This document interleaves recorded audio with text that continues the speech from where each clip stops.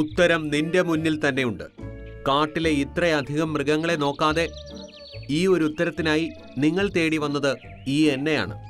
ഇതിന്റെ അർത്ഥം നിനക്ക് മനസ്സിലായില്ലേ? എന്ന് വെച്ചാൽ അങ്ങ് പറയുന്നത് അങ്ങാണ് കാട്ടിലെ യോഗ്യനായ മൃഗമെന്നാണോ? ശരി, അതിരിക്കട്ടെ. മനുഷ്യർ അഭിപ്രായമറിയാനായി വോട്ട് ചെയ്യുന്നത് പോലെ കാട്ടിലും നമുക്കൊരു ഇലക്ഷൻ നടത്തിയാലെന്താ? ശരി ശരി, ചെയ്തു നോക്കാം. എന്റെ രാജ്യത്ത് എല്ലാവരും സന്തോഷവാന്മാരാണ്.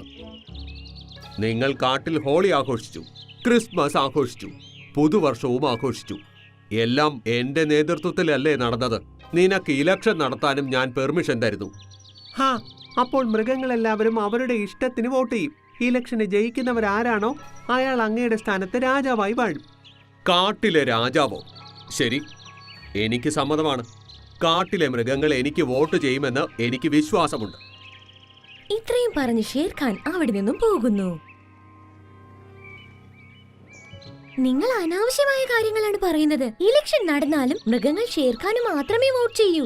കാരണം അവരെല്ലാവരും സന്തുഷ്ടരാണ്.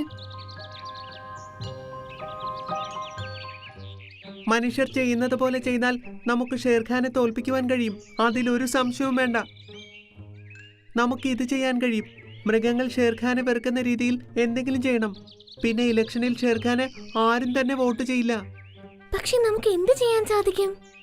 ഷേർഖാന് പ്രശ്നങ്ങൾ ഉണ്ടാകണമെങ്കിൽ നമ്മൾ തീർച്ചയായും ഗോൾഡിയോട് തന്നെ സംസാരിക്കണം. ഷേർഖാനോട് അവന് അസൂയയുണ്ട്. അവന്റെ പക്കൽ ഉറപ്പായും എന്തെങ്കിലും ഐഡിയ കാണും.